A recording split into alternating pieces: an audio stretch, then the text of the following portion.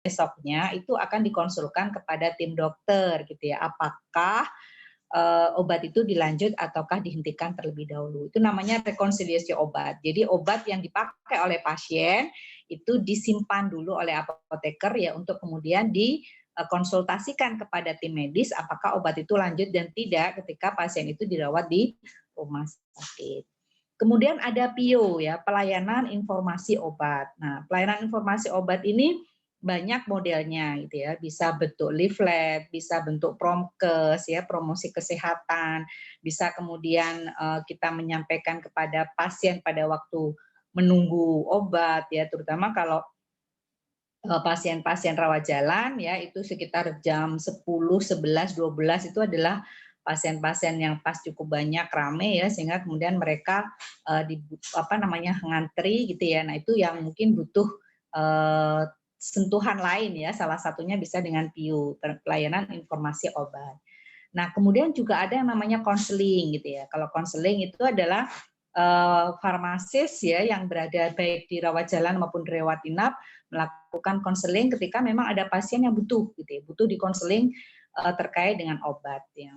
Kalau visite itu adalah kegiatan yang dilakukan oleh apoteker di ruangan. Jadi kebetulan kalau di Rumah Sakit Umum Daerah Genteng ini kita pelayanan farmasi klinis itu masih pilot project ya. Jadi masih hanya di ruang RPD sama di ruang pavilion dan isolasi gitu ya. Apoteker yang melakukan visite. Kemudian juga kemampuan pemantauan terapi obat. Nah, pemantauan terapi obat ini juga akan dilakukan ya oleh apoteker yang dia melakukan visite tadi gitu ya. Jadi akan ditulis nanti SOAP-nya gitu ya, subjektif, objektifnya ya, kemudian asesmennya dan planningnya apa. Nah, alhamdulillah di Rumah Sakit Genteng ini juga sudah mulai jalan PTO yang dilakukan di ruangan penyakit dalam ya, visite bersama dokter, kemudian ketika memang dokter itu lupa menuliskan obat anti diabetes misalnya, padahal kadar gulanya tinggi, nanti farmasis akan melakukan planning gitu ya, melakukan planning kurangnya obat anti diabetes misalnya begitu. Nah, itu besoknya akan kita monitor apakah dokter meresepkan obat diabetes ataukah tidak. Kemudian misalnya ada lipidnya gitu ya, lipidnya tinggi tapi ternyata tidak dikasih obat anti lipidnya. Nah, misalnya itu kita lakukan planning di situ. Kemudian monitoring efek samping obat itu juga sama gitu ya. Jadi obat-obat yang diberikan kepada pasien yang bisa memberikan efek samping yang bukan efek samping biasa, nah itu nanti bisa dimasukkan dan dilaporkan gitu ya. Kemudian evaluasi penggunaan obat gitu ya. Jadi evaluasi penggunaan obat itu terutama review kita terhadap obat-obat sesuai formularium dan tidak gitu ya. Jadi kalau pasien-pasien CKN ini harusnya semuanya pakai formularium, tapi masih belum ada standar pasti ya dari Kemenkes bahwa harus berapa persen sih gitu ya. Cuman diharapkan itu paling tidak 80% semua user itu menuliskan obat formularium gitu ya. Tapi itu sulit kalau tidak dibantu dengan sistem gitu ya. Kalau masih manual itu akan sulit gitu ya. Tetapi ketika sudah bisa dibuat dalam bentuk sistem, maka itu akan bisa 100% ya penggunaan obat untuk pasien CKN itu dengan berdasarkan formularium. Kemudian ada dispensing sediaan steril. Nah, ini kalau di Rumah Sakit Genteng dulu kita pernah sudah melaksanakan pelayanan terhadap pasien kemoterapi ya atau sitostatika, tapi masih dengan ruangan yang cukup sederhana gitu ya. Tapi kemudian ada persyaratan-persyaratan khusus dalam akreditasi sehingga kemudian ini masih kita off-kan dulu gitu ya. Kemudian ada pemantauan kadar obat dalam darah. Nah, ini yang masih belum dilakukan karena ini membutuhkan alat-alat yang canggih ya dan harganya mahal dan itu belum bisa kita lakukan. Nah, itu gambaran pelayanan farmasi klinik. Jadi bagaimana nanti seorang farmasis dia akan mampu bekerja gitu ya bersama di layanan klinik. Nah, lanjut kalau kita lihat maka di sini gitu ya ruang lingkup ya fungsi dan peran instalasi farmasi itu berarti ada 2 poin gitu ya. Bisa lanjut slide-nya Bu Dian? Ya, oke. Jadi kalau kita lihat di sini ada 2 poin besar gitu ya, instalasi farmasi itu, yaitu sebagai pelayanan kefarmasian dan juga pengelolaan sediaan farmasi Alkes dan BHP. Yang kesemuanya itu membutuhkan adanya sebuah kualitas yang baik gitu ya. Sehingga kemudian nanti diharapkan ya farmasis ini dirasakan gitu ya, dirasakan keberadaannya ya. Tanpa farmasis ya atau tanpa instalasi farmasi akan sulit perjalanan kegiatan di rumah sakit itu sendiri gitu ya. Lanjut. Kemudian terkait dengan perbekalan farmasi gitu ya. Perbekalan farmasi itu apa sebenarnya gitu ya. Nah, itu bisa ya dari sisi definisi dia itu bisa terdiri dari obat ya, dari bahan baku obat ya, alat habis pakai itu misalnya ya speed ya, kemudian disposable speed, infoset ya, kemudian nuskap ya. Kalau sekarang ini yang banyak sekali karena masa Covid adalah hazmat ya, gown dan sebagainya. Itu namanya adalah alat habis pakai. Nah, kemudian gas medis. Nah, ini juga merupakan lingkup dari perbekalan farmasi. Hanya saja kalau sekarang ini gas medis itu sebenarnya sudah masuk di dalam penunjang non klinik gitu ya.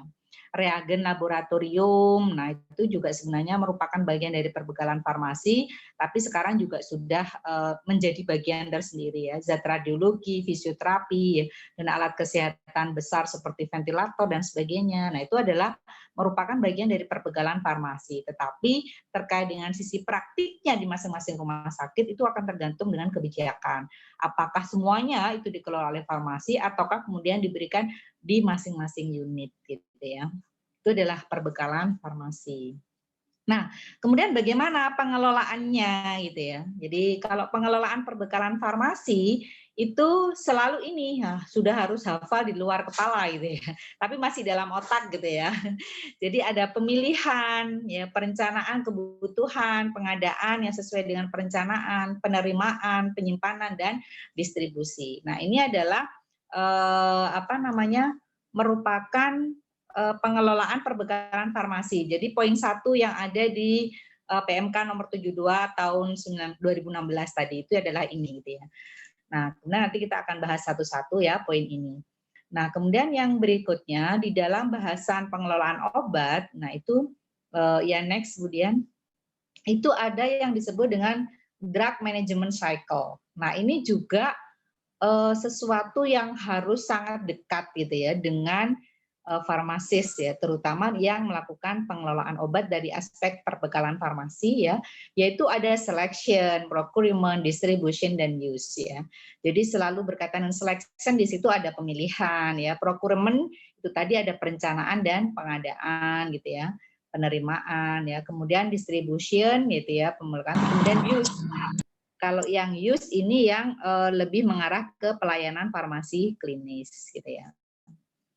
Ya, lanjut. Kemudian terkait dengan pengelolaan kebutuhan obat ya, itu dikelola dalam rangka untuk menjamin apa aja gitu ya.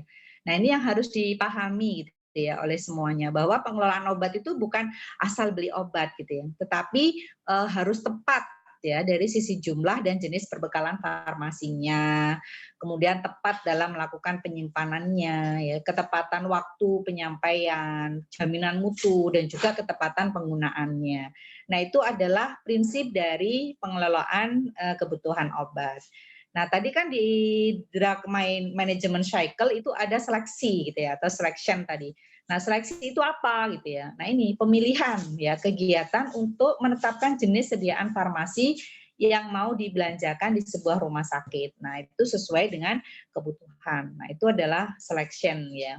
Kemudian yang berikutnya pengadaannya gitu ya. Nah, kalau pengadaan itu ada perencanaan. Jadi dalam proses pengadaan itu harus selalu diikuti dengan proses perencanaan terlebih dahulu, yaitu perencanaan kebutuhan merupakan kegiatan menentukan jumlah dan periode pengadaan sediaan farmasi tadi gitu ya. Sesuai dengan hasil kegiatan pemilihan untuk menjamin terpenuhinya kriteria tepat jenis, tepat jumlah, tepat waktu dan efisien. Jadi sangat diharapkan dalam proses pengadaan itu tidak sampai terjadi penumpukan ya, tapi barang yang dibutuhkan itu betul-betul ada gitu ya, tepat waktu, tepat jenisnya dan juga tepat jumlahnya. Kemudian kegiatan distribution ya. Jadi tadi ada drug management cycle, ada selection, ada procurement ya, ada pemilihan, ada pengadaan. Yang berikutnya adalah distribution. Distribution itu apa gitu ya? Kegiatan mengendalikan persediaan obat ya, baik mulai dari penyimpanan, transportasi dan sistem distribusi yang mau dipakai itu apa. Nah, itu distribution. Nah, kemudian untuk penggunaan itu adalah meliputi pelayanan medik dan pelayanan farmasi yang seperti sudah saya jelaskan sesuai dengan PMK nomor 72 tahun 2016. Nah, PMK nomor 72 tahun 2016 ini adalah pegangan yang harus dijaga ketat ya oleh para farmasis yang ada di rumah sakit. Karena itu adalah dasar dia untuk melakukan kegiatannya. Ya, next. Kemudian seleksi obat. Nah, tujuan dari seleksi obat itu apa gitu ya? Tujuannya itu yang pasti adalah untuk agar suplai ya persediaan itu menjadi lebih baik. Ya, pemilihan atau pemakaian obat itu menjadi lebih rasional dan dilakukan seleksi itu untuk mencari harga yang efisien atau sangat murah ya. Tetapi dari aspek mutu itu tetap harus bisa dijamin gitu ya. Nah, sehingga kemudian dari adanya proses seleksi obat yang dilakukan, itu ada quality of care ya, kualitas perawatan yang akan akan terjadi. Dan juga dari aspek biaya obat itu kita kalau bisa menghemat gitu ya. Karena bagaimanapun juga obat di rumah sakit itu merupakan revenue center ya sebenarnya, jadi pusat dari penerimaan ya, tapi juga ada biaya operasional gitu ya. Dan biaya operasionalnya itu tidak kecil ya untuk biaya obat ya. Kalau dari sisi standar ya, standar nasional itu sebenarnya 30 sampai 40% itu alokasi dana pengadaan obat.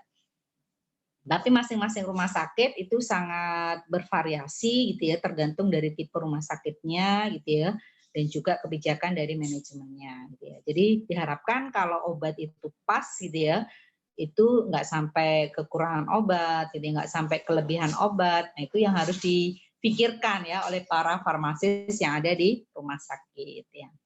Ya, next. Kemudian proses seleksi gitu ya. Seleksi itu dia melakukan tinjauan terhadap masalah kesehatan yang sering terjadi. Jadi terutama terkait dengan apalagi sekarang misalnya ya, trennya sekarang adalah kena COVID-19 gitu ya. Maka COVID-19 itu yang akan sangat pas adalah apa aja gitu ya, yang dibutuhkan apa. Nah, itu di proses seleksi ini akan menjadi bahan pertimbangan. Kemudian mengidentifikasi pemilihan terapi, bentuk dan juga dosis ya. Misalnya ketika pasien itu memang membutuhkan obat dengan dosis 100 mg, tapi kemudian sediaan yang ada itu adalah 50 mg misalnya, apakah ada 50, ada 100 gitu ya. Nah, itu akan dilihat yang paling banyak apa, misalnya akarbose. Akarbose ada 100 ml, ada 50. Nah, ini harus dilihat yang paling banyak digunakan yang mana. Kalau di Rumah Sakit Genteng, kebetulan kemarin saya baru review ya. Jadi ternyata yang 50 mg itu hampir 2 kali lipat ya pengeluarannya dibandingkan yang 100 ml. Sehingga ketika nanti akan melakukan perencanaan, nah itu harus dipikirkan berarti nggak usah yang banyak-banyak yang 100, tapi bisa dipakai yang 50 gitu ya. Kemudian menentukan kriteria seleksi obat. Jadi misalnya apakah sesuai e-katalog gitu ya. Kemudian ataukah harga termurah gitu ya. Ataukah yang harga murah tapi sulit untuk didapat. Nah, itu juga tidak menjadi pilihan gitu ya. Misalnya begitu. Kemudian melakukan standarisasi obat ya sesuai kriteria seleksi obat dalam rangka memutuskan macam obat yang akan digunakan di rumah sakit ya, sehingga kemudian dari sini akan ditetapkan kalau yang namanya vitamin, nah itu vitamin apa yang akan digunakan di sini, apakah semua vitamin yang diusulkan itu semua akan bisa diterima. Nah, ini juga harus ada proses seleksi. Kemudian menjaga dan memperbaharui standar obat dan formularium yang berlaku pada periode tertentu. Nah, ini formularium itu apa gitu ya? Formularium itu adalah buku standar daftar ya obat-obat yang diterapkan di rumah sakit. Itu kalau formularium rumah sakit. Kalau untuk pasien JKN itu sudah ada namanya formularium nasional gitu ya. Jadi daftar obat yang bisa dipakai untuk pasien-pasien JKN. Dan itu sudah sudah sesuai dengan evidence base ya yang ditetapkan oleh Panitia Formularium Nasional. Nah, kriteria seleksi obatnya itu bagaimana gitu ya? Ini ya dibutuhkan oleh sebagian besar populasi. Jadi memang betul ya dibutuhkan oleh masyarakat banyak. Kemudian berdasarkan prevalensi 10 penyakit terbesar. Jadi di Rumah Sakit Genteng itu setiap bulan atau setiap tahun nanti akan ada 10 penyakit terbesarnya itu apa. Nah, sehingga obat-obat yang ada itu mestinya itu adalah obat-obat yang banyak digunakan oleh 10 penyakit terbesar ini gitu ya. Kemudian aman dan manjur didukung dengan bukti ilmiah. Jadi bisa dibuktikan dengan jurnal-jurnal misalnya gitu ya. Mempunyai manfaat yang maksimal dengan risiko yang minimal. Jadi memang sudah terbukti bahwa obat-obat yang digunakan itu adalah cost efektif ya. Kemudian mutu terjamin dan sedapat mungkin adalah sediaan tunggal. Jadi tidak tidak banyak macam gitu ya. Maksudnya begitu. Kemudian juga seleksi obat itu adalah menghindari obat yang tidak mempunyai nilai terapeutik ya. Jadi artinya ya obat itu cuma vitamin gitu ya. Tapi dokternya itu kok suka nulis itu, misalnya begitu. Padahal kita sudah ada vitamin jenis yang lain. Nah ini nanti akan diseleksi gitu ya. Nanti ada di bawah itu yang melakukan seleksi itu siapa sebenarnya gitu ya. Nah ini yang harus dipahami. Jadi proses yang ada di rumah sakit itu tidak kemudian kalau berhubungan dengan masalah obat itu pasti farmasi stok yang berkecimpung, tidak gitu ya. Tapi nanti ada peran seleksi itu akan dilakukan oleh yang namanya PFT gitu ya. Kemudian siapa juga yang mengurangi jumlah jenis obat. Nah, ini juga nanti menjadi keputusan PFT. Meningkatkan efisiensi obat yang tersedia. Jadi misalnya ada obat yang murah tapi efek terapinya bagus gitu, dibandingkan dengan obat yang mahal tapi efeknya tidak signifikan. Nah, itu akan menjadi pilihan seleksi. Nah, ini ya, lanjut. Siapa yang melakukan proses seleksi obat di rumah sakit? Organisasi yang namanya PFT ya, Panitia Farmasi dan Terapi. Nah, untuk ketuanya itu biasanya memang dari dokter ahli farmakologi klinik. Kalau nggak ada ya nanti adalah dokter spesialis yang ada di situ gitu ya. Misalnya kalau di Rumah Sakit Genteng kebetulan ahli farmakokliniknya belum ada gitu ya. Jadi kita di sini ketua PFT-nya adalah dokter spesialis saraf. Misalnya begitu. Kalau apotekernya itu harus selalu menjadi seorang sekretaris gitu ya. Jadi apoteker lah yang nanti akan bisa merumuskan obat-obat aja yang memang bisa diterima ataukah tidak. Gitu.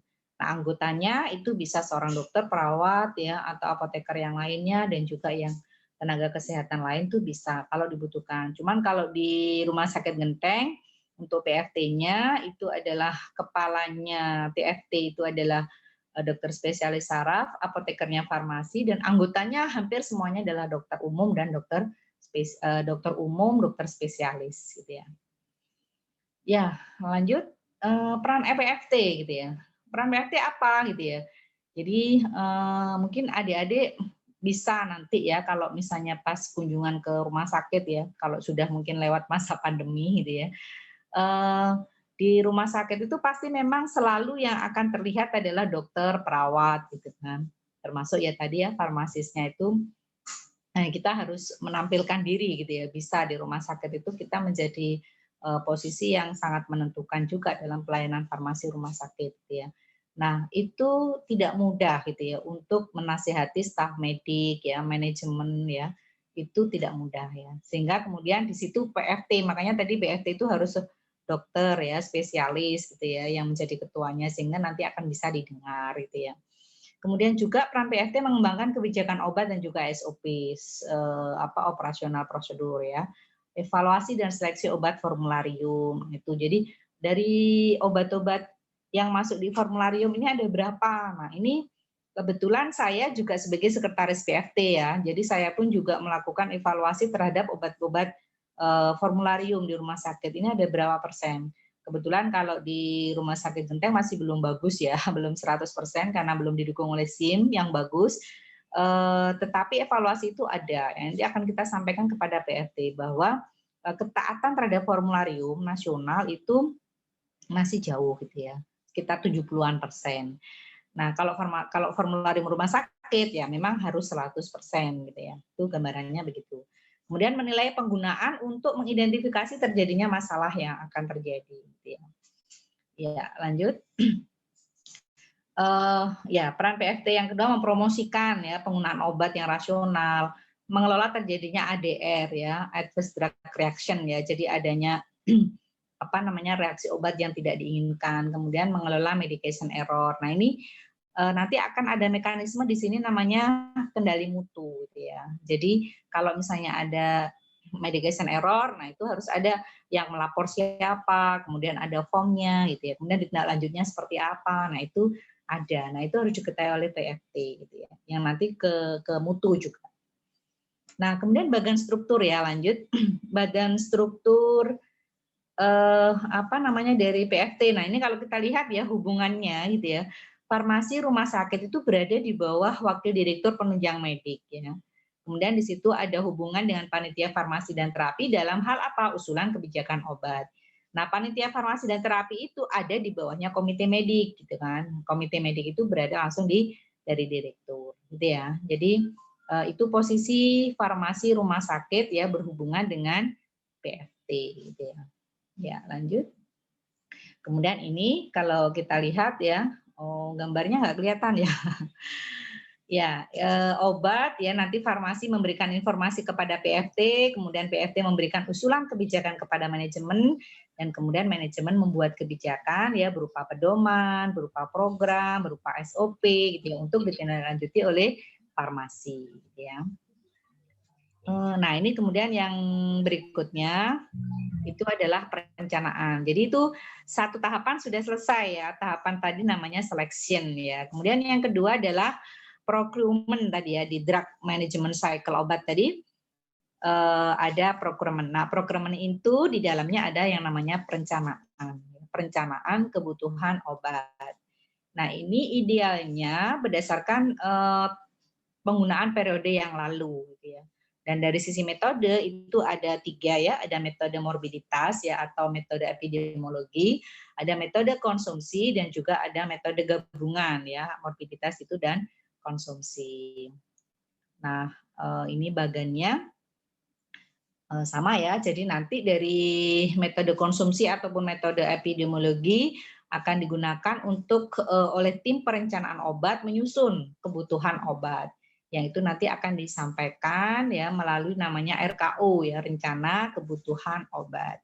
Cuman selama ini metode epidemiologi atau metode morbiditas itu cukup sulit ya untuk dilakukan. Sehingga yang banyak terjadi termasuk yang dilakukan di RSUD Genteng itu metode konsumsi yang kita pakai gitu ya untuk bahan dasar perencanaan obat. Ya. Nah, itu kemudian untuk dasar ya, dasar penghitungan kebutuhan obat itu apa gitu ya. Yang pertama adalah rencana kegiatan penghitungan kebutuhan ya. Lanjut nih. Estimasi waktu yang dibutuhkan ya, daftar obatnya. Kemudian persediaannya, waktu tunggu itu harus diperkirakan ya, estimasi biaya total pengadaannya, penyesuaian akhir rencana pengadaan obat. Karena ada obat itu yang dia dari sisi biaya murah, tetapi datangnya lama sekali. Nah, ini kita harus memperhatikan kira-kira nanti sampai kosong nggak ya di tempat kita gitu ya. Nah, itu harus difikirkan gitu ya. Kemudian daftar obat gitu ya. Daftar obat itu berdasarkan penggunaan kemarin. Untuk di Rumah Sakit Genteng ini tahun 2019 kemarin itu angka saya cantik ya, 1.111 gitu ya, daftar item obat. Nah, ini tahun yang kemarin 2020 itu sudah naik ternyata 1.480-an, hampir 1.500 item obat. Nah, bayangkan ya, nanti teman-teman yang mau kerja di rumah sakit harus ngitung obat 1.500-an obat gitu ya. Jenis item. Nah, itu gambarannya. Jadi banyak sekali gitu ya. Nah, itu yang akan kita gunakan untuk dasar perencanaannya. Ya. Nah, kemudian tadi ya ada metode morbiditas ya, perencanaan dasarnya itu adalah beban kesakitan ya, beban kesakitan atau morbidity load yang itu berdasarkan kalau di rumah sakit itu adalah 10 penyakit terbesar tadi. Jadi dari 10 penyakit terbesar yang ada di rumah sakit itu obatnya harusnya apa aja. Jadi nanti ada namanya pedoman pedoman klinis ya, pedoman klinis prosedur pedoman klinis yang dimiliki oleh rumah sakit. Jadi kalau orang sakit tipes itu obatnya apa aja. Nah, misalnya. Kemudian kalau orang sakit diabetes, obatnya apa aja. Diabetes 1, diabetes 2, diabetes 3 misalnya itu obatnya apa aja. Nah, itu ada ketentuannya begitu. Nah, itu dihitung seperti itu. Cuman ini harus lintas dari luar farmasi juga ya. Kita data harus minta dari pelayanan, kita data harus minta dari rekam medis gitu ya. Makanya ini cukup sulit dan akhirnya kalau di rumah sakit Genteng kita masih belum menggunakan metode morbiditas. Sehingga yang kita gunakan adalah metode yang kedua, yaitu metode konsumsi gitu ya. Metode konsumsi adalah dengan menggunakan data real konsumsi obat periode yang lalu dengan berbagai penyesuaian dan koreksi gitu ya. Jadi akan dilihat misalnya tahun lalu tahun 2020 kemarin itu banyak sekali gaun atau hazmat yang saya belanjakan. Padahal tahun 2019 nggak ada karena belum ada masa pandemi kan begitu. Nah ini juga menjadi bahan penyesuaian ya di dalam perencanaan. Kemudian masker misalnya dulu cuma 3.000 gitu ya, sekarang harus 6.000 misalnya begitu ya. Itu yang harus menjadi koreksi gitu ya, menjadi koreksi dan penyesuaian. Ya itu ya, itu adalah sampai di perencanaan ya. Kemudian yang berikutnya lanjut tentang pengadaan. Jadi ada pengadaan dan juga penyimpanan obat di rumah sakit. Ini masih ngantuk apa enggak ini? Masih bisa mendengarkan apa yang saya sampaikan? Masih, Bu. Oh Masih, ya. Bu. Bisa, Bu. Oke, semangat ya. Ya, Karena Bu. mungkin nggak terlalu cepat ya saya menjelaskan. Tidak. Oh ya, Bu. oke, terima kasih. Yang berikutnya adalah pengadaan, ya. Pengadaan dan penyimpanan obat di rumah sakit. Nah ini kita juga harus tahu dasar-dasarnya gitu ya. Misalnya kalau pengadaan atau procurement itu menurut Perpres ya nomor 16 tahun 2018 karena kebetulan kalau saya di rumah sakit pemerintah ya, jadi proses pengadaan itu harus berdasarkan ini, yaitu kegiatan pengadaan barang jasa ya oleh kementerian, lembaga, perangkat daerah yang dibayar oleh APBN atau APBD yang prosesnya dimulai dari identifikasi kebutuhan sampai serah terima hasil pekerjaan. Jadi itu adalah proses kegiatan yang dilakukan dalam proses procurement gitu ya, karena kita rumah sakit pemerintah. Mungkin akan berbeda kalau itu adalah rumah sakit swasta gitu ya. Kemudian yang berikutnya, nah ini menurut Quick ya, Quick 2012, Quick itu siapa? Nggak kenal saya. Ya, salah satu yang merumuskan drug management cycle yang itu selalu dipegang ya oleh para farmasis terutama dalam pengelolaan obat itu adalah Quick ini gitu ya. Dia memberikan definisi pengadaan farmasi adalah faktor utama gitu ya dalam hal ketersediaan obat dan biaya obat secara keseluruhan. Ya, sebuah proses pengadaan yang efektif berusaha untuk memastikan gitu ya ketersediaan obat dengan jumlah yang tepat, harga yang wajar dan sesuai dengan standar mutu. Nah, oleh karena itu menurut Quick ini gitu ya, proses pengadaan itu ya intinya adalah jumlahnya tepat, harganya wajar gitu ya. Tuh. Terus langkahnya apa? Nah, dari menurut procurement, menurut Quick, ya menurut Perpres tadi, nah itu bisa diambil kesimpulan atau rumusan gitu ya. Langkah proses pengadaan itu apa? Nah, ini yang pernah diteliti oleh Profesor Satibi gitu ya. Itu yang pertama melakukan review dulu terhadap daftar obat ya. Kemudian menyesuaikan dengan situasi keuangan yang ada di rumah sakit. Kemudian jumlah masing-masing yang akan dibeli itu secara detail. Mungkin sudah bisa di breakdown perencanaan dalam 1 tahun itu berapa. Misalnya amoksisilin butuh 50.000 tablet gitu ya. Tapi untuk proses pengadaan itu bisa disesuaikan misalnya bulanan ya, atau kalau rumah sakit yang sudah bagus bisa just in time ya. Just in time itu artinya yang betul-betul tipis kemudian langsung order langsung dikirim misalnya begitu. Itu yang paling bagus ya, metode pemilihan pengadaan yang paling bagus. Tapi kalau rumah sakit pemerintah itu jarang yang bisa begitu. Biasanya itu adalah pengadaan untuk 1 bulan, 2 bulan, atau 3 bulan. Gitu ya. Karena nanti terkait dengan proses pembayaran yang masih ada jalan birokrasinya. Gitu ya. Kemudian memilih rekanan atau supplier. Nah, kalau sekarang ini kan sudah difasilitasi dengan adanya e-katalog, ya, e-purchasing. Nah, dari situ kita bisa memilih ya, itu yang sudah legal dari pemerintah dengan harga harga yang paling murah.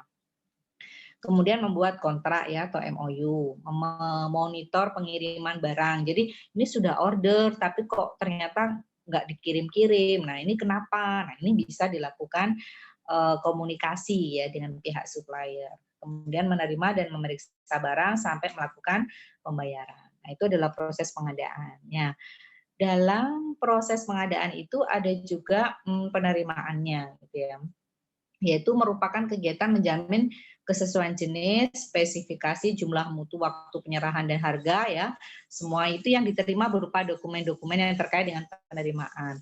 Nah, kadang-kadang ya dalam proses penerimaan itu ternyata ada saja gitu ya. Misalnya kesalahan kita pesannya bentuk sirup gitu ya, tapi ternyata yang datang adalah bentuk drop, misalnya begitu ya. Nah, ini apa namanya?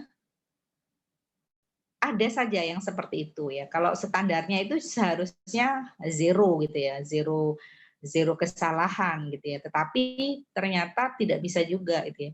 Atau yang saya belanja handscoon ukuran M, ternyata yang datang ukuran S, misalnya kayak gitu. Nah itu kan nanti akan ada proses retur dan sebagainya. Nah itu adalah proses di penerimaan ya. Setelah langkah-langkah ini ya, selanjutnya itu adalah proses penerimaan. Slide-nya Bu Dian. Setelah penerimaan, nah kemudian penyimpanan gitu ya. Jadi barang itu datangnya. Jadi sudah kita pilih tadi, kemudian kita rencanakan, kemudian kita pengadaan, kita menerima dan berikutnya adalah menyimpan. Jadi proses menyimpan supaya terjamin kualitas ya dan keamanan sediaan farmasi yang sudah kita belanjakan tadi. Ya, persyaratan kefarmasian yang dimaksud meliputi stabilitas keamanan, sanitasi, cahaya. Nah, itu semuanya harus diinikan ya, diperhatikan. Terutama yang paling bagus adalah penyimpanan dalam ruangan ber-AC ya untuk yang biasa standar. Kalau yang memang nanti khusus ada ini storing proses ya. Lanjut itu ya. Itu ada stock storage ya. Misalnya itu ada floor pallets ya, ada palet yang harus dipakai ya, kemudian dalam bentuk rak ya. Kemudian ada FIFO ya, first expired, first out atau first in, first out ya. Kemudian ada zoning stock, stock location, stock classification, dan product handling consideration. Nah ini mungkin beberapa contoh ya. Lanjut kemudian. Contoh misalnya ini bentuk palet ya. Jadi itu kalau bentuk kartonan, nah bawah itu harus ada paletnya gitu ya. Paletnya itu bisa dari kayu, bisa dari besi ya, bisa dari plastik ya. Misalnya gitu. Jadi barang itu tidak langsung nempel di lantai ya. Kemudian yang berikutnya itu stok dalam bentuk kerak ya. Nah, itu obat-obatnya. Nah, ini harus ada jarak ya antara rak satu dengan rak berikutnya. Terutama antara batas bawah dengan lantai. Nah, ini tidak boleh kurang dari 10 cm gitu ya. Kemudian kalau ini apa namanya dari dinding juga tidak boleh kurang dari 30 cm gitu ya. Tingginya itu tidak lebih dari 2,5 meter. Karena nanti kalau tinggi-tinggi bisa ambruk ya, bisa bahaya gitu ya. Jadi itu harus ditata ya, ukuran standarnya adalah seperti itu. Kemudian kalau aturan FIFO yaitu first expired first out ya, first in first out. Jadi yang expired dulu itu harus kita upayakan untuk bisa dikeluarkan terlebih dahulu. Kemudian atau yang masuk duluan itu bisa dikeluarkan sehingga kemudian stok kita menjadi aman ya. Kemudian lanjut zoning stock ya, itu ada cold storage ya, jadi di tempat dingin, di tempat aman dan tempat yang berbahaya. Kalau cold storage ya biasa di gambarnya mungkin di slide berikutnya Ibu. Apa namanya? Kulkas ya.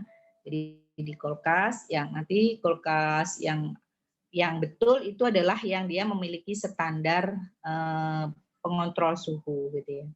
Jadi ada pengontrol suhu yang diharapkan suhu itu selalu di angka 2 sampai 8 gitu ya. Kemudian secure storage ya, itu untuk tempat-tempat yang memang betul-betul harus aman. Bahkan di sini adalah double kunci gitu ya, yaitu obat-obat seperti narkotika gitu ya. Jadi obatnya memang harus kuat ya, harus double kunci. Ya ini sudah aturannya gitu ya. Aturan dari Permenkes berkaitan dengan penyimpanan obat-obat narkotika gitu ya. Kemudian nanti yang ketiga adalah flammable ya. Tadi ini gambarnya nggak saya masukkan, tapi itu adalah barang-barang seperti alkohol, yaitu yang gampang terbakar. Nah itu juga harus ditempatkan sendiri. Dan lemarinya itu adalah lemari besi yang dia tidak bisa kobong ya istilahnya gitu. Jadi karena dia adalah barang-barang yang mudah terbakar.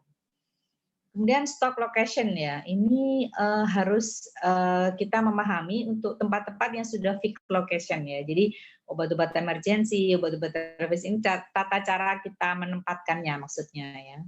Jadi ada obat-obat yang memerlukan kewaspadaan ya dalam pelayanan, ya. Kemudian obat dalam volume besar ya. Nah itu semi atau tidak semi flat location. Nah itu bisa kita atur gitu ya. Sesuai dengan kita mau bagaimana mengaturnya. Kemudian berdasarkan stock classification ya, jadi ya lanjut. Misalnya terapeutik farmakologi kategori. Jadi misalnya kita mau menata obat kita itu berdasarkan efek farmakologinya ya, atau berdasarkan indikasi klinisnya. Misalnya, oh ini obat-obat diabetes itu satu kolom rak sendiri misalnya ya, atau obat-obat jantung itu satu kolom rak tersendiri, misalnya itu bisa begitu. Atau bisa alphabetis order gitu ya, jadi ditata sesuai dengan ABCD-nya, itu bisa. Atau berdasarkan bentuk dosis ya, nah itu sesuai dengan masing-masing dari rumah sakit ya. Kemudian ada produk-produk yang memang memerlukan pertimbangan khusus ya. Ini namanya adalah LASA ya, look alike, sound alike atau NORUM. Nama, obat, rupa, dan ucapan mirip ya. Kemudian juga ada obat high alert ya. Obat-obat yang butuh double check ya sehingga tidak sampai bahaya ya. Karena biasanya obat-obat high alert ini adalah obat-obat yang memang perlu kewaspadaan tinggi.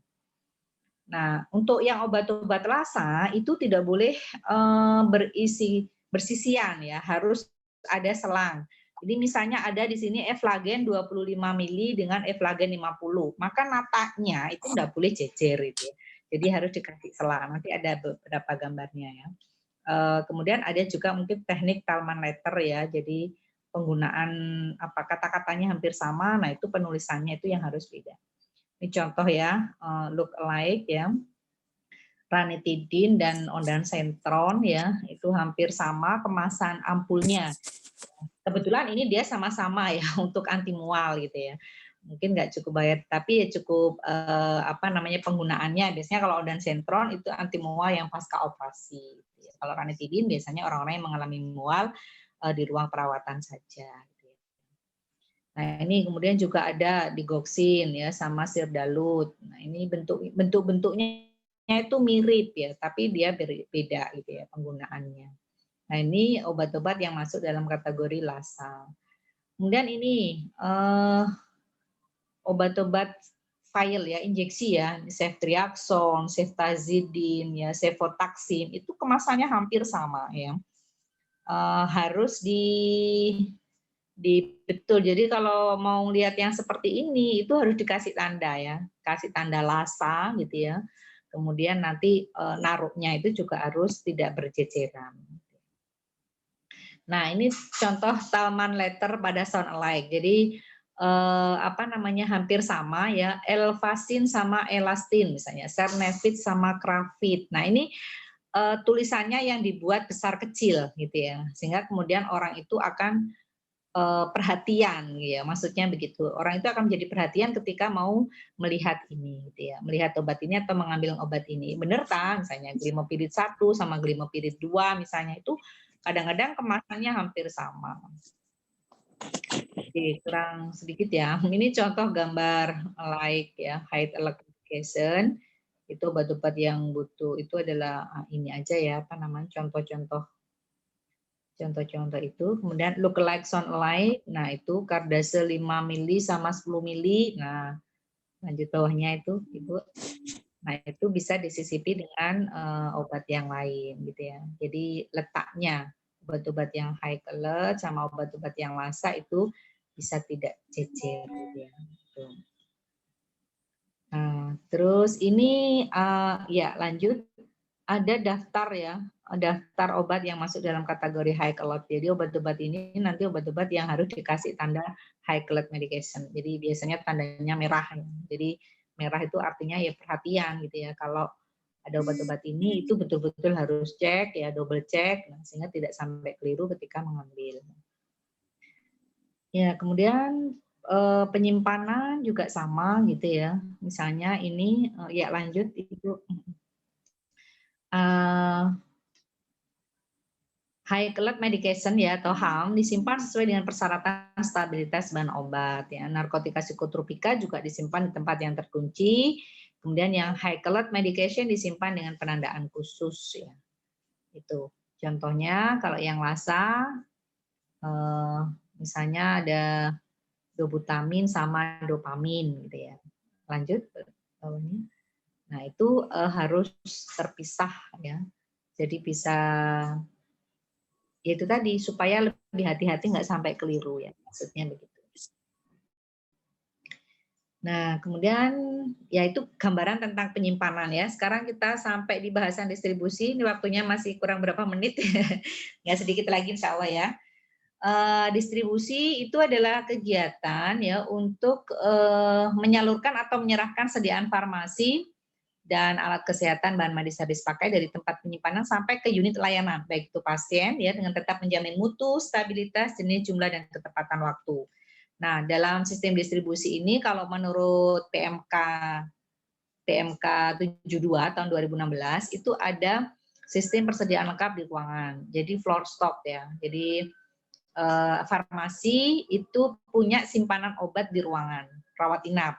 Yang biasanya kalau ruang rawat inap anak ya biasanya akan berbeda dengan ruang rawat inap bersalin ya obat-obatnya yang biasanya kita masukkan di floor stock di sana gitu ya. Kemudian sistem resep perorangan. Jadi biasanya untuk pasien yang rawat jalan itu kan biasa ya pakai resep perorangan. Sistem unit dose itu adalah kita farmasis ya di ruangan itu memberikan obat langsung dalam bentuk unit dose-nya. Jadi obat minum pagi ya itu disiapkan pagi gitu ya. Kemudian obat minum siang disiapkan siang, obat minum malam dibuatkan malam gitu ya. Jadi itu sudah kita klip-klip gitu ya. Jadi pemberiannya kepada pasien itu dalam bentuk unit dose, tapi pelayanan farmasinya kita dalam bentuk one day dose gitu ya. Jadi dalam satu hari kita menyiapkan untuk unit dose itu tadi. Yang itu nanti kita simpan di nurse station ya, atau termasuk di floor stock-nya di ruang perawatan. Atau kemudian ada sistem kombinasi tadi ya, ada di floor stock, ada juga step perorangan, ada unit.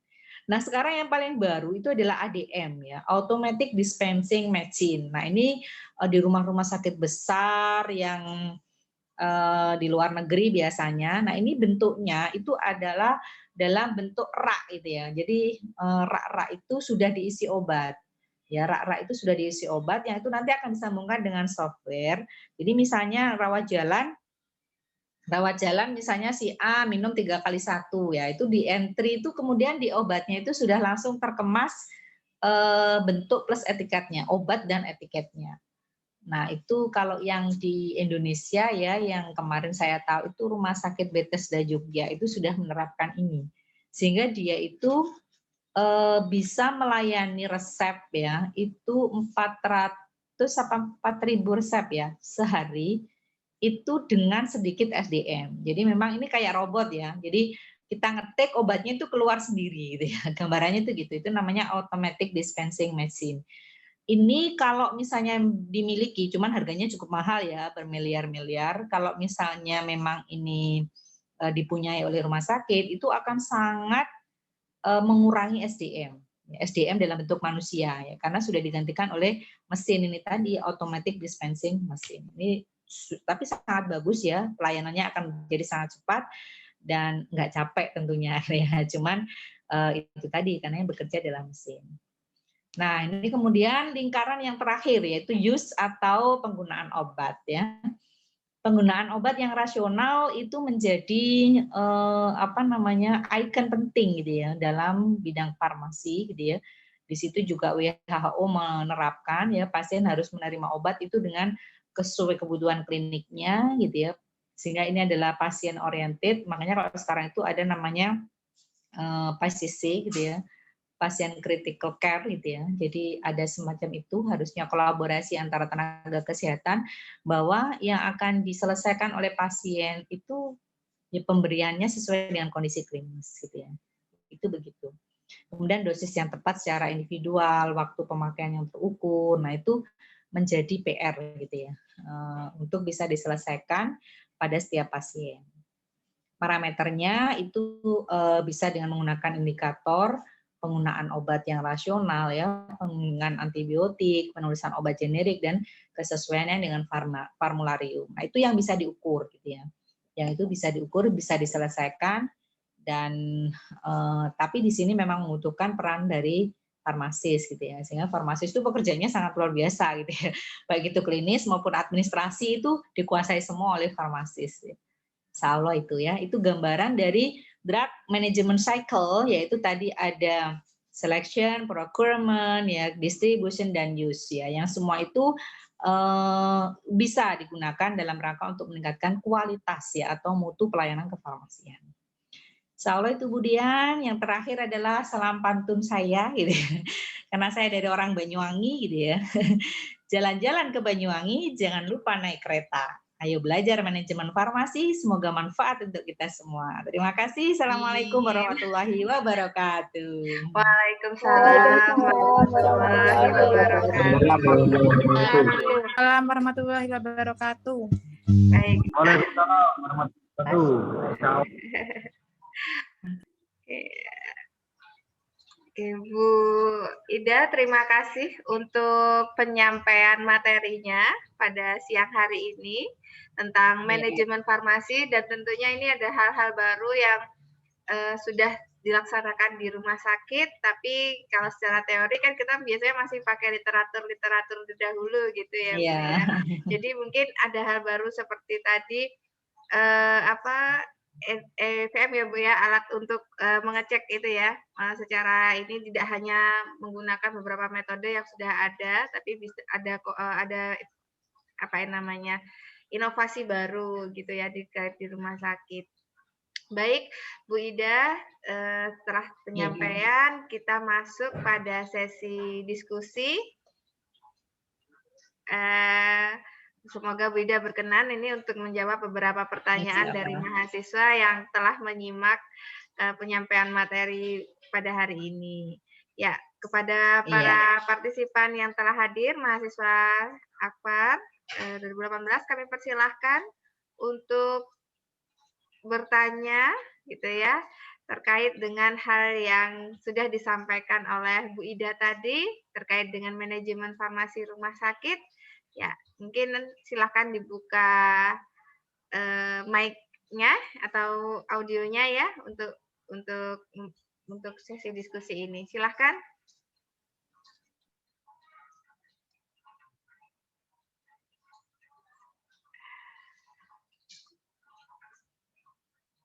Ya, siapa ya?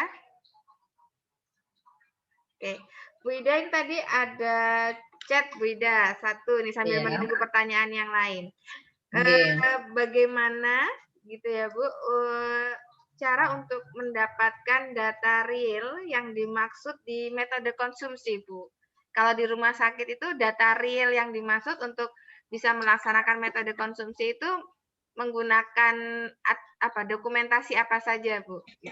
Oh ya,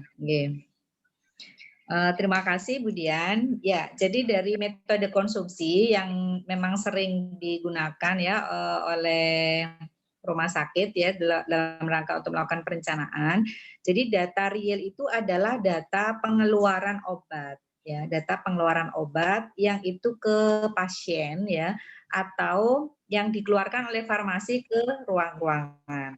Jadi kalau di rumah sakit itu kita memiliki namanya SIM, RS ya, Sistem Informasi Manajemen Rumah Sakit. Nah, setiap obat yang dikeluarkan dari gudang ya jadi alurnya adalah distribusinya itu dari gudang ke depo-depo ya. Jadi dari gudang ke depo, katakanlah depo rawat jalan. Nah, ketika depo rawat jalan itu mendapatkan resep, maka kemudian akan diinput ya obat-obat yang ada di depo rawat jalan itu kemudian dikeluarkan. Nah, proses yang terjadi dalam proses pengeluaran obat dari SIM RS yang ada di depo rawat jalan inilah yang masuk dalam kategori data real. Kan tidak hanya dari rawat jalan, nanti ada rawat inap, ya kan? Kemudian ada dari IGD. Nah, data itu semua dikumpulkan dalam 1 tahun. Jadi nanti istilahnya apa? Kita akan download dari semua SIM-SIM tadi, gitu ya. Dari SIM-nya di rawat jalan, dari SIM-nya UDD, dari SIM-nya IGD, ya. Data pengeluarannya ke pasien itu berapa? Nah, itu kemudian kita download semua. Terus kemudian kita kita sandingkan gitu ya data itu tadi dengan nama obat ya, data obat yang keluar, kemudian kita kasih harga ya sebagai gambaran estimasi kira-kira nanti perencanaan kita itu butuh berapa rupiah.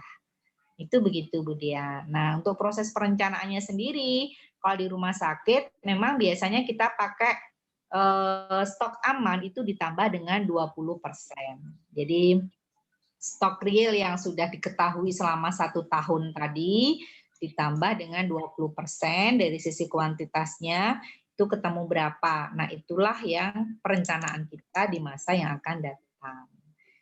Jadi kalau tidak punya SIM itu akan sangat kesulitan ya, misalnya ngitung secara manual gitu ya. Tapi karena punya SIM itu kita tinggal download aja, kemudian kita jejerkan ya, karena tadi kan dari banyak depo-depo ya, itu kita jejerkan sehingga kemudian pengeluarannya bisa ketemu berapa. Begitu Bu Dian, sudah punya gambaran mungkin adik-adik yang bertanya tadi. Ya, itu pertanyaan dari Mbak siapa ya tadi saya lupa catat ini Bu. Ya. Ya, mungkin dari teman-teman itu tadi jawaban dari yang disampaikan Bu Ida. Jadi data real yang dimaksud tadi ya pada metode konsumsi gitu. Tadi bingung datanya itu real, datanya itu dikumpulkan di perdana. Ternyata dari data SIM sistem informasi manajemen rumah sakit ya Bu ya. Itu kan ngelink ke semua bagian ya Bu ya. Jadi perbekalannya bisa nampak di situ. Jadi untuk metode konsumsi mungkin nanti narik datanya dari situ gitu ya Bu Ida ya. Ya, betul Bu Dian. Baik. Ya. Oke, sekarang mungkin ada pertanyaan lagi yang lainnya. Silahkan. Boleh buka mic-nya. Mas Firdaus mungkin? Mana Mas Firdaus?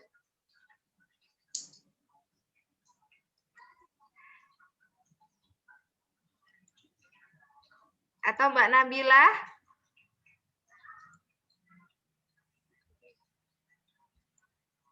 Nah, kalau dari reguler sore nih, siapa nih yang akan bertanya? Silakan. Mbak Eka mungkin? Mbak Eka Sukma?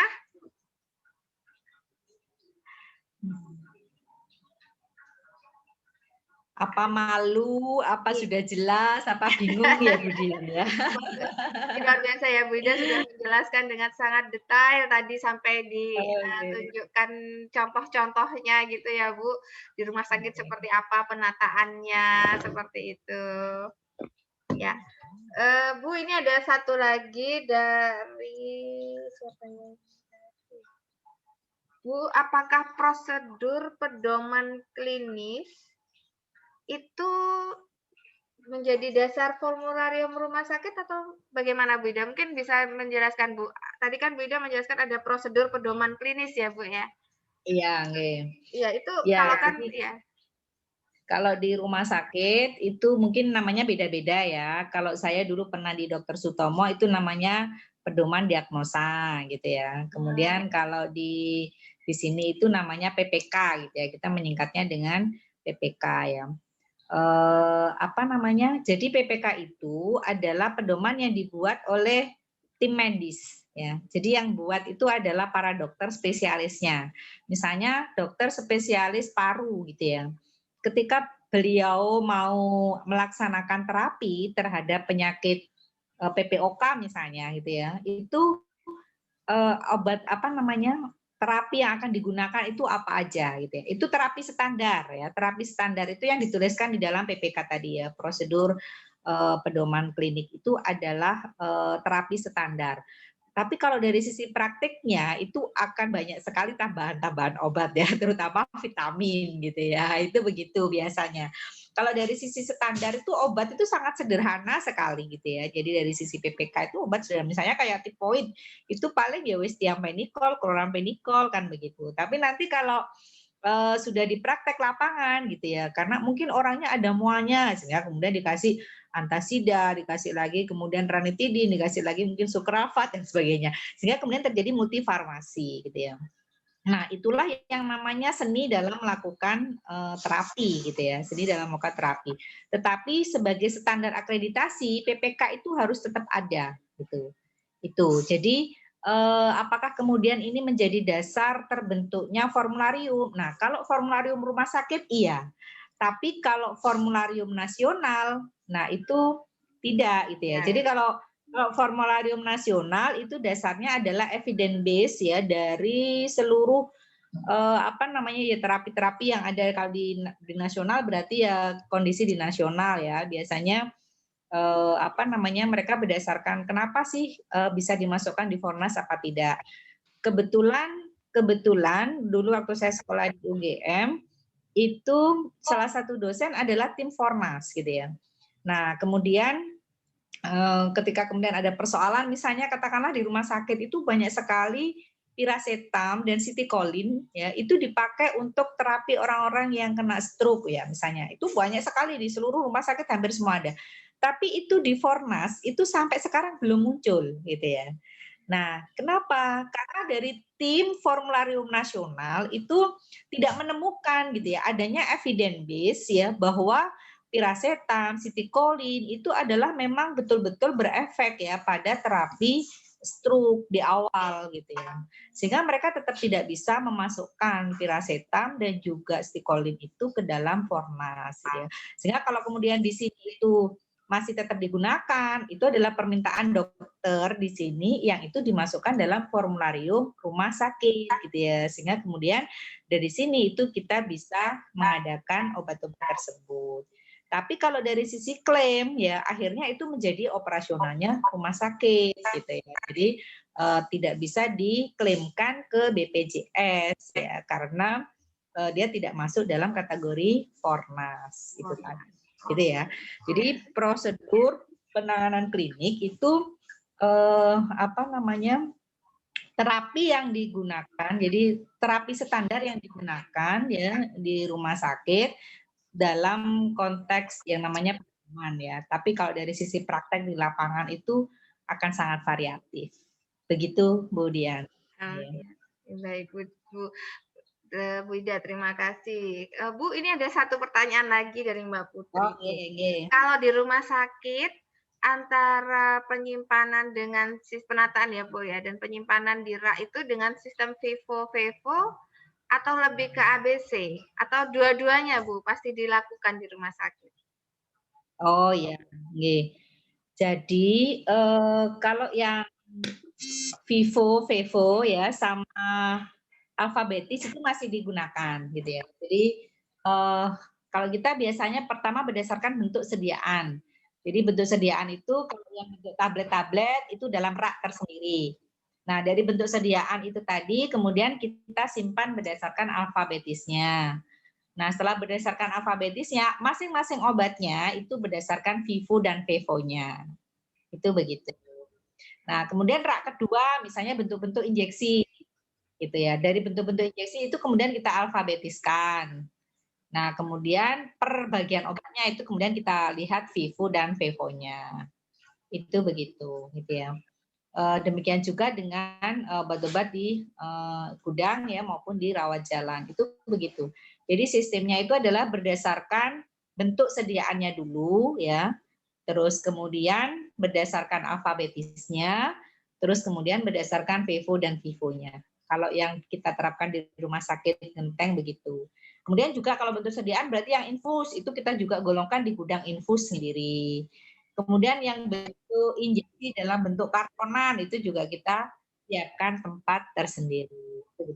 Kalau yang injeksi sudah dalam bentuk yang kecil-kecil, nah itu ditaruh di rak tadi yang raknya itu tadi adalah sesuai dengan alfabetisnya. Gitu Bu Dian. Jadi itu sangat apa ya? Kondisional ya, sesuai dengan di masing-masing rumah sakit. Baik, ya. Ya, baik, terima kasih Bu Ida untuk penyampaian materinya dan juga tadi menjawab beberapa pertanyaan dari mahasiswa kami gitu ya. Ini hanya 3. Ini sangat rugi nih. Bu Ida ini sangat kompeten sekali. Beliau ini sudah berapa lama Bu Ida di rumah sakit ini? Genteng Bu Ida? Alhamdulillah sudah 15 tahun. 15 tahun dan juga beliau kepala instalasi farmasi Rumah Sakit Genteng dan juga sudah menyelesaikan S2-nya ya Bu ya, memang terkait manajemen farmasi ya Bu ya. Ya, di Universitas Gadjah Mada. Jadi beliau sangat luar biasa sekali ini.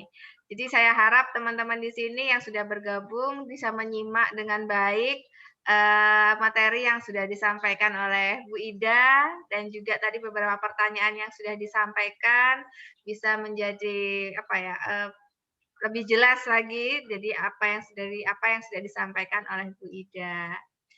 Mungkin Bu Ida ini sepertinya pertanyaan hanya 3 ini Bu Ida. Saya kurang tahu apa karena siang ya Bu Ida jadi ngantuk atau bagaimana ini atau mungkin saya rasa mereka sudah sangat jelas karena slide dari materi yang disampaikan Bu Ida itu sangat kompleks dan juga sangat detail sekali gitu ya. Jadi mudah-mudahan ini teman-teman sudah sangat jelas. Bagaimana? Mungkin ada yang bisa mewakili nih.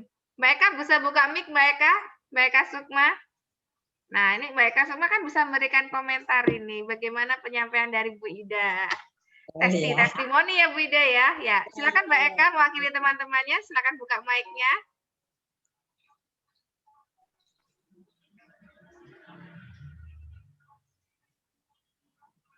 Bagaimana penyampaian dari Bu Ida untuk siang hari ini, Mbak Eka?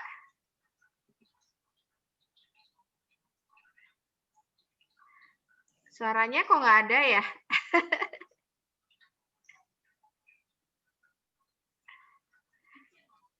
Atau ada saran ya untuk ini, masukan? Silakan Mbak Eka. Wah, ini kayaknya suaranya Mbak Eka belum masuk ini Bu Ida. Oh gitu ya. Iya, ini mic-nya udah dibuka tapi kok nggak ada suaranya ya? Kenapa? Oke, trouble kah? Oke, Bu Ida ini. Baik Bu Ida, mungkin untuk siang hari ini saya mewakili Ibu Direktur Akademi Farmasi Jember dan juga teman-teman di farmasi mengucapkan terima kasih sedalam-dalamnya untuk Bu Ida yang sudah berkenan sharing ilmu ya Bu. Ya, sharing ilmu kepada mahasiswa kami dan ini lebih mantap karena memang praktisi farmasi rumah sakit langsung yang menyampaikan. Karena kami jujur saja saya dan teman-teman di Akfar ini mungkin untuk jam terbang di lapangan sangat kecil sekali ya Bu Ida ya. Jadi iya, tadi saya sangat tertarik loh Bu Ida. Jadi Bu Ida tadi sudah menjelaskan tentang bagaimana pengelolaan perbekalan dengan metode drug management cycle gitu ya Bu ya, dari proses selection, procurement, selection, distribution hingga use hingga sampai di pasien gitu ya, dan juga mungkin diletakkan di beberapa ruangan-ruangan seperti IGD gitu ya Bu ya. Kemudian juga tadi ada hal-hal baru yang menjadi mungkin juga bermanfaat sekali buat teman-teman, seperti ada terkait istilah Kalman letter seperti itu, kemudian automatic dispensing machine dalam proses distribusi itu ya Bu ya. Nah itu mungkin ini sangat disayangkan sekali Bu Ida. Kenapa pinginnya bisa tetap terjun ya, anak-anak teman-teman ini bisa tetap praktek atau melaksanakan langsung di rumah sakit, tapi ya ini Bu Ida ada kekhawatiran tersendiri bagi kami dan juga mungkin wali dari para mahasiswa karena pandemik ini kan begitu fluktuatif ya, nggak bisa diprediksi, kadang naik, kadang turun gitu Bu Ida. Iya, betul Bu Dia. Iya. Terus pokoknya kita saling menjaga gitu. Iya. Oh ya, Bu Ida, sebelum saya menutup untuk sesi siang hari ini, sore hari ini ya, ini udah menjelang sore, mungkin ada Iya. pesan maupun saran dan oleh Bu Ida kepada para mahasiswa kami. Tadi sudah berpantun sih Bu Idanya ya. Mungkin ada pesan-pesan dan saran dari Bu Ida supaya teman-teman mahasiswa ini kan semester akhir ya Bu, jadi termotivasi Iya.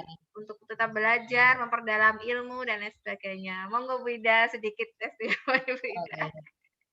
Ya, terima kasih Dian. Ya.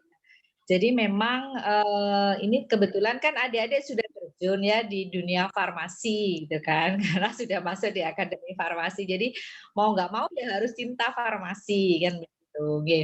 Kadang apa namanya? Mungkin juga akan ada banyak kesulitan ya, tapi memang harus terus ya, ada motivasi kuat bagi kita untuk terus tidak berhenti belajar gitu ya. Bahkan apa mimpi mimpi kita ya untuk menjadi seorang farmasis yang baik ya tentunya itu harus terwujud ya, sehingga kemudian ya kita akan memerankan diri kita sebagai seorang farmasis yang benar gitu ya, tidak hanya sekedar dikenal nama ya, tetapi juga prakteknya itu akan terwujud gitu ya. Jadi jangan berhenti belajar ya untuk farmasi, sekalipun mungkin ada banyak kendala, kesulitan dan sebagainya, tetap harus dibangun ya motivasi gitu ya. Insya Allah belajar itu nggak ada habisnya gitu ya. Kebetulan saya kemarin kok ya masih dapat kesempatan belajar S2 di usia lebih dari 40 tahun ya. Nah, itu adalah apa namanya? Ini akhirnya masih semangat lihat Budian belajar lagi, saya juga kepingin belajar lagi. Ya, itu ya. Jadi apa namanya? Teruslah belajar gitu ya untuk bisa meraih cita-cita dan mimpi kita menjadi seorang farmasis yang baik. Itu aja gitu ya. Insya Allah itu akan bisa membawa motivasi kita ke depan. Mungkin itu Budian. Ya, terima kasih Bu Ida untuk pesan dan untuk mahasiswa kami. Semoga teman-teman di sini lebih bersemangat ya dengan tadi apa yang sudah disampaikan oleh Bu Ida. Jadi mungkin nanti ada yang ingin melanjutkan ataupun nanti harus langsung terjun bekerja, tetap semangat untuk bisa mengupgrade diri ya Bu ya, untuk terus belajar gitu kan. Kalau farmasi kan ada long life learner ya Bu ya, terus belajar seperti itu. Iya, betul. Baik Bu Ida, mungkin untuk sesi pemantapan materi tentang manajemen dan pengelolaan perbekalan farmasi rumah sakit, kita akhiri untuk kali ini, sesi pada hari ini. Dan terima kasih kepada Bu Ida yang telah meluangkan waktu, dan juga terima kasih kepada rekan-rekan mahasiswa yang telah hadir dan bergabung. Semoga apa yang disampaikan Bu Ida bisa bermanfaat nantinya dan menjadi tetap semangat bagi teman-teman. Barakallahu fi Bu Ida. Terima kasih. Amin. Baik Bu Ida, kita undur diri dulu. Sehat selalu untuk Bu Ida. Terima kasih Bu. Dan untuk teman-teman. Terima kasih Bu Ida. Terima kasih Bu Ida. Assalamualaikum Waalaikumsalam warahmatullahi wabarakatuh.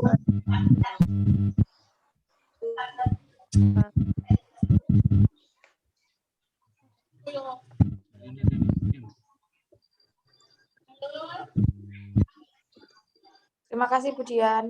Terima kasih. Ya, saya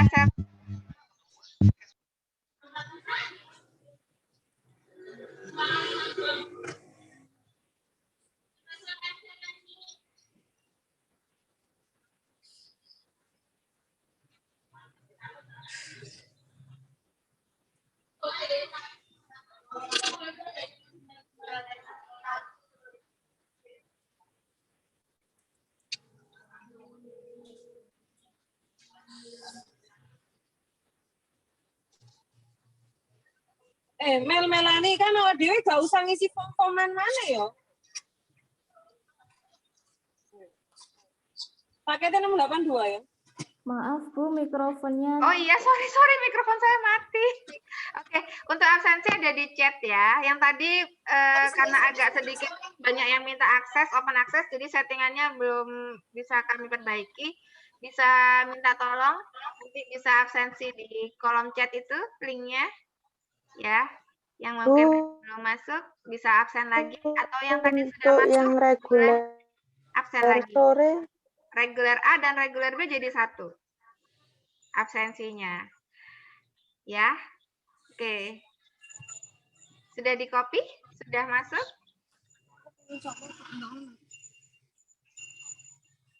pertanyaan diisi, nggak usah diisi, nggak apa-apa Bu.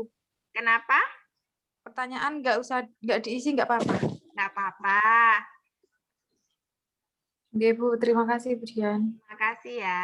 Oke, sudah Oke, ini semua? sama-sama. Sudah buka linknya semua teman-teman? Ini Sudah. kalau Sudah, iya Bu. mau saya... Sudah Bu. Oke.